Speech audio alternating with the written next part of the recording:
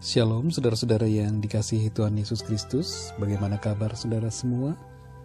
Doa dan harapan saya agar saudara senantiasa dalam keadaan yang baik, sehat, dan diberkati Tuhan. Menjelang tahun yang baru, saya akan membagikan renungan firman Tuhan tentang bagaimana meninggalkan masa lalu. Hidup kita yang sekarang ini seringkali dipengaruhi oleh masa lalu kita. Masa lalu merupakan proses yang diizinkan oleh Tuhan untuk kita alami dan membentuk kita sampai kita menjadi seperti saat ini. Namun seringkali masa lalu itu menjadi sesuatu yang menghambat jalannya langkah-langkah kita apabila kita membiarkan pikiran kita terus terperangkap dengan masa yang lalu.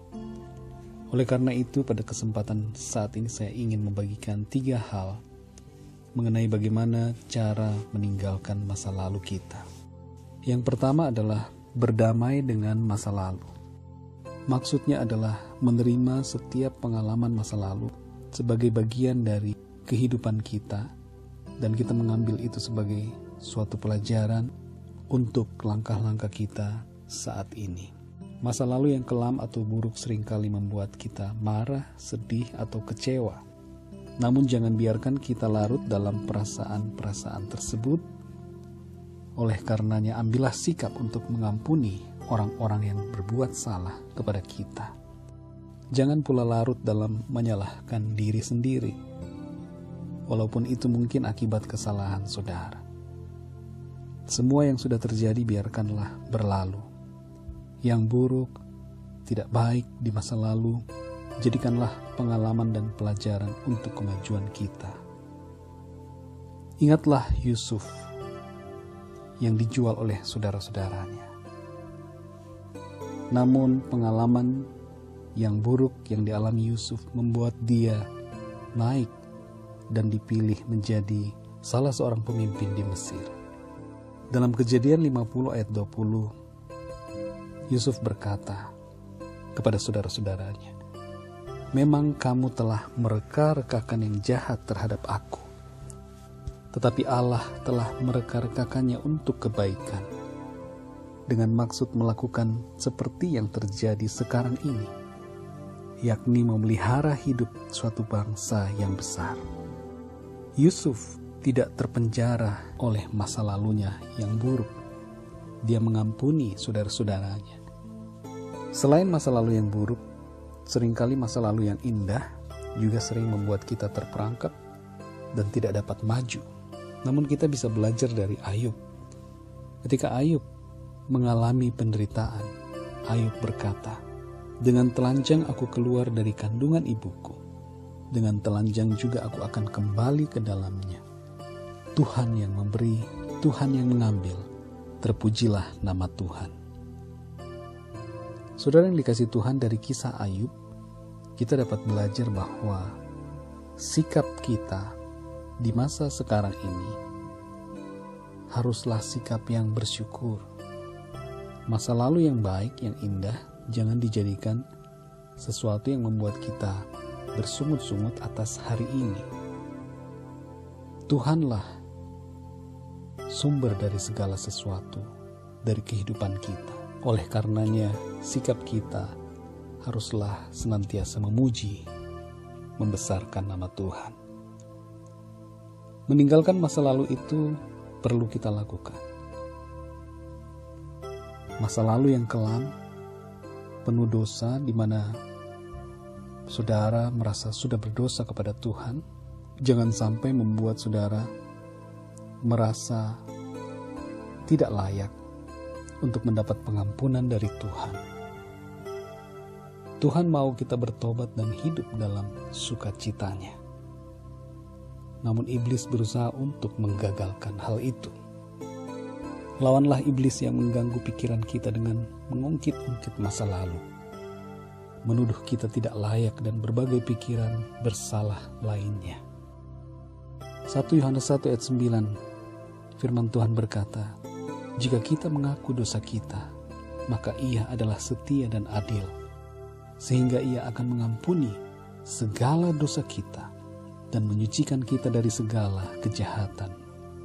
Demikian juga di dalam Yesaya pasal 1 ayat 18, firman Tuhan berkata, marilah, baiklah kita berperkara, firman Tuhan.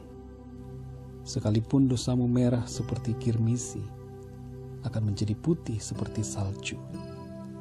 Sekalipun berwarna merah seperti kain kesumba, akan menjadi putih seperti bulu domba. Tuhan tidak lagi mengingat-ingat masa lalu kita, karena Tuhan sudah menghapus semuanya dan membuat kita menjadi ciptaan yang baru.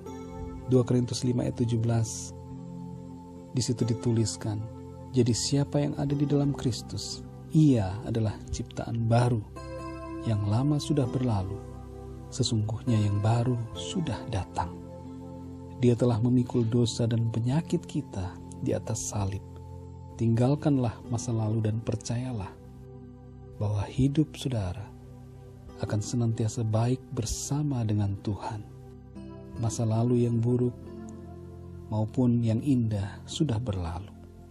Ucapkanlah selamat tinggal pada masa lalu dan majulah untuk menerima pengalaman yang baru bersama dengan Tuhan. Dia membuat segalanya baru. Semua kesalahan kita Dia ampuni, semua yang tidak baik Dia buat menjadi baik.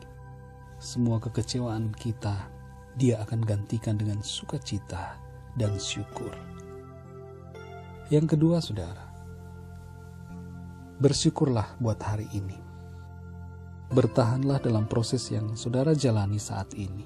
Jangan membandingkan keadaan hari ini dengan masa lalu hanya dengan tujuan mengatakan masa lalu itu lebih baik, yang akan menghasilkan sungut-sungut.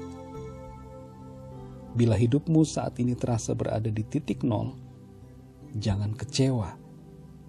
Jalanilah dengan syukur dan mulailah dari nol, saudara.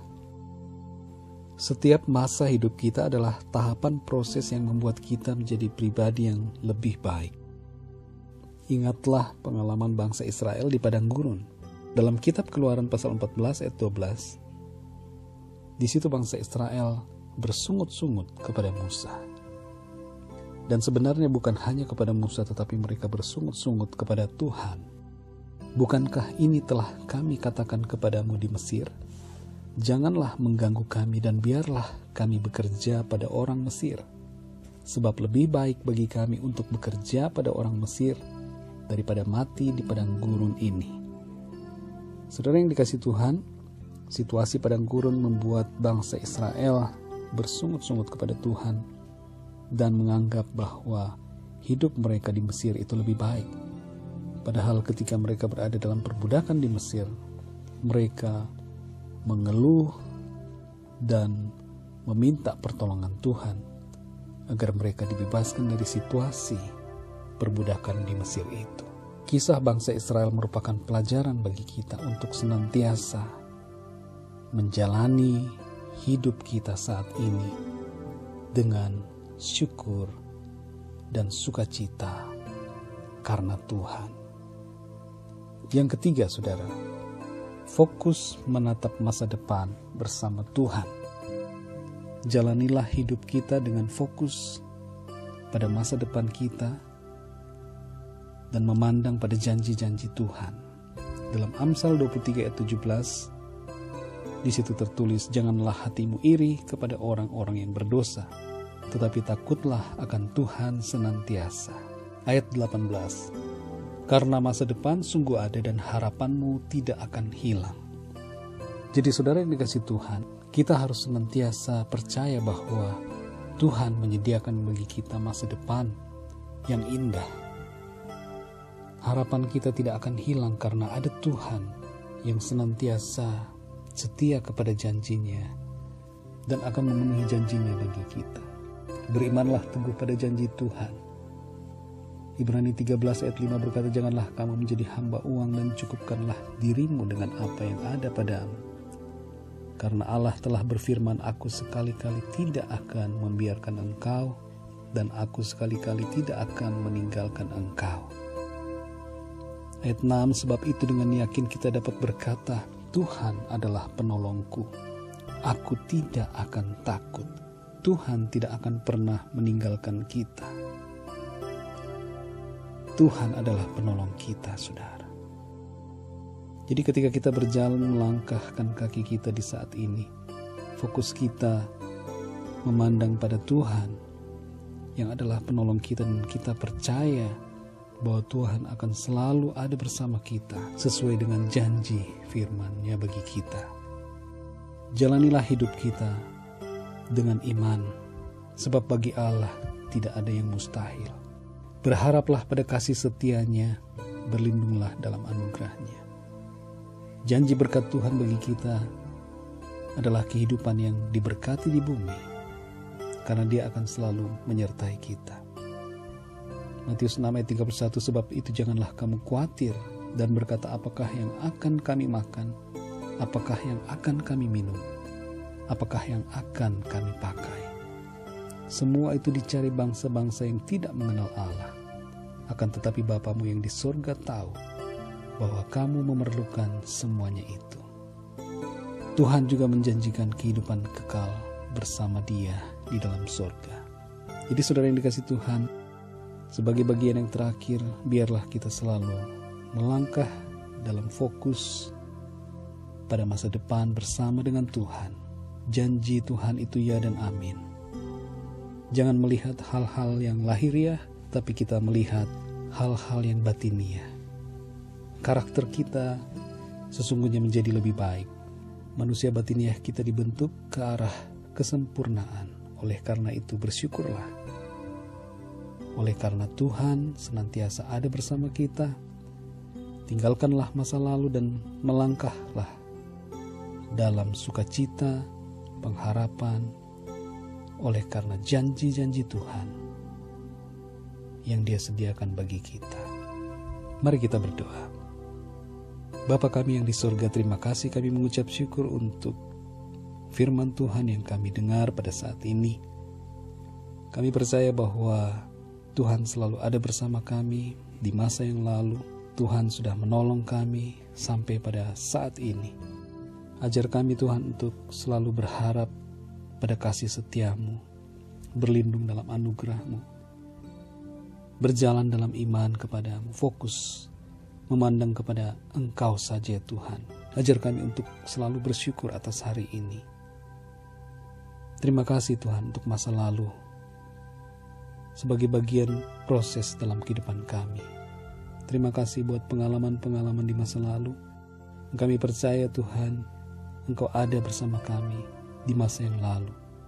Oleh karena itu kami bersyukur atas semua pengalaman kami yang telah kami lalui. Ampuni kami Tuhan atas segala dosa kesalahan kami di masa lalu. Sucikan kami dengan kuasa darah-Mu. Ampuni kami. Tolong kami Tuhan, untuk kami selalu hidup dalam kebenaran firman-Mu, berjalan dalam kehendak-Mu. Terima kasih untuk pengampunan, terima kasih untuk menjadikan kami ciptaan yang baru di dalam Engkau. Kami berdoa Tuhan untuk setiap saudara-saudara yang mendengarkan renungan ini, agar Engkau memberkati mereka, menyertai mereka, menolong mereka untuk senantiasa hidup dalam iman kepada Tuhan. Terima kasih Tuhan. Terpujilah nama-Mu, hanya di dalam nama Tuhan Yesus Kristus kami berdoa dan mengucap syukur. Haleluya. Amin. Tuhan Yesus memberkati saudara semua dimanapun saudara berada, dan biarlah firman Tuhan menjadi kekuatan bagi kita untuk berjalan memasuki tahun yang baru bersama dengan Tuhan. Tuhan akan selalu menolong saudara, menyertai setiap langkah kita, memberkati saudara, menolong saudara, menopang saudara, menjadi kekuatan bagi kita di tahun yang baru. Tuhan Yesus memberkati. Sampai berjumpa dalam renungan berikutnya. Haleluya.